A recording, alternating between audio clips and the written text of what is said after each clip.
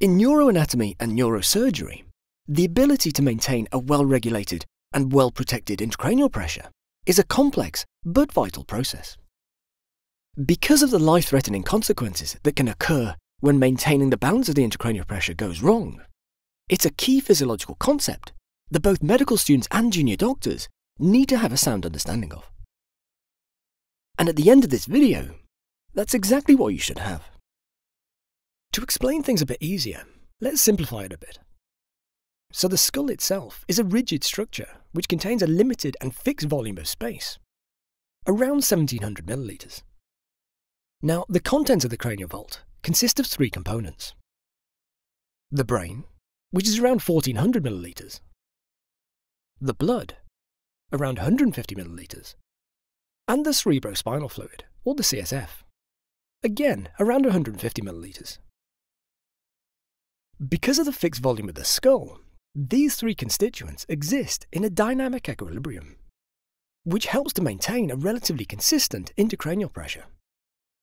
So any increase in volume in one of the three constituents will be compensated by a decrease in the volume of one of the other two. This dynamic relationship between the intracranial contents is named the Monro-Kellie Doctrine, or hypothesis, after the 18th century Scottish physician and surgeon who initially described it. The importance of this equilibrium in maintaining intracranial pressure becomes much more clear when we look at patients who have traumatic brain injury. So if our head injury leads to a fourth factor taking up space within the skull, for example a contusion, hematoma, or cerebral edema, then initially, in keeping with the Monro-Kellie Doctrine, will be compensated by a reduction in the volume of either CSF or venous blood, in an attempt to maintain a consistent intracranial pressure.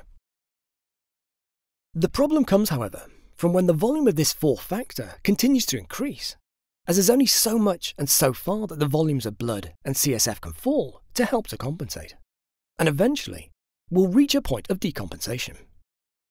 And there'll be a significant increase in the intracranial pressure. And it's this event which leads to the dire consequences that can occur in traumatic brain injury, namely brain herniation. As you can recall, the cranial vault is divided into three areas by folds of the dura, called the falx cerebri and the tentorium cerebelli. Now, once the point of decompensation has been reached and the intracranial pressure starts to rise, the extra volume being taken up by a hematoma or other pathology results in the herniation of brain from within these three compartments.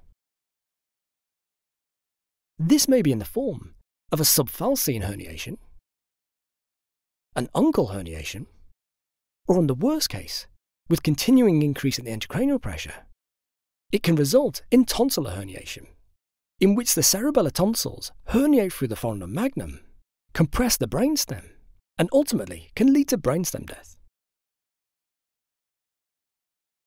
If you enjoyed watching this video, then make sure you subscribe to our YouTube channel for more great free content. Or, if you want to make sure you know what you need to know for med school, then subscribe to surgicalteaching.com for more great videos, learning forums, and MCQs.